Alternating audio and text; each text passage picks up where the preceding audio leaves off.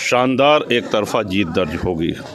बड़ी संख्या में लोगों के वोट कटे हैं और अगर हम पिछले चुनाव से इसकी तुलना करते हैं तो पिछले चुनाव में 59% से अधिक मतदान हुआ है, जबकि इस चुनाव में 52 हुआ है। ये प्रशासनिक कमी रही है। उत्तर प्रदेश की सबसे हॉट सीट पर चुनाव लड़ रहे यूपी के लोकप्रिय नेताओं में से एक राजा भैया ने चुनाव के दूसरे दिन क्षेत्र के लोगों से मुलाकात की।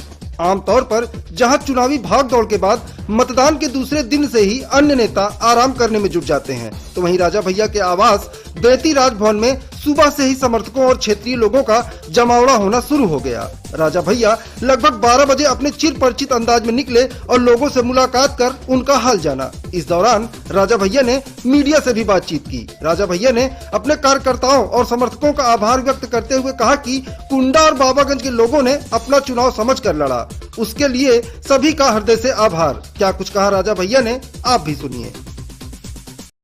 राजा भैया जी, कल का चुनाव कैसा रहा, पहले तो इसके बारे में कुछ बता दें। कल के चुनाव में सबसे बड़ी कमी रही कि मत कारण बहुत से मतदाता अपने मताधिकार का प्रयोग नहीं कर पाए। जहां जहां हम लोग गए बूथ पे, बड़ी संख्या में लोगों के वोट कटे हैं और अगर हम पिछले चुनाव से इसकी तुलना करते हैं तो पिछले चुनाव में 59% से अधिक मतदान हुआ है, जबकि इस चुनाव में 52 हुआ है।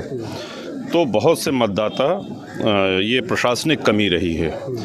इसके अतिरिक्त बाकी प्रशासनिक व्यवस्था अच्छी रही, चुनाव शांतिपूर्ण संपन्न हुआ और सबसे बड़ा आभार हम व्यक्त करना चाहेंगे कुंडा और बाबागंज के अपने परिवार के सभी सदस्यों को, जिन्होंने अपना समझ करके स्वयं का चुनाव जैसे प्रत्याशी लड़ता है उसी ऊर्जा उसी उत्साह के साथ चुनाव लड़ा और शानदार एक तरफा जीत दर्ज होगी। बहुत बहुत धन्यवाद।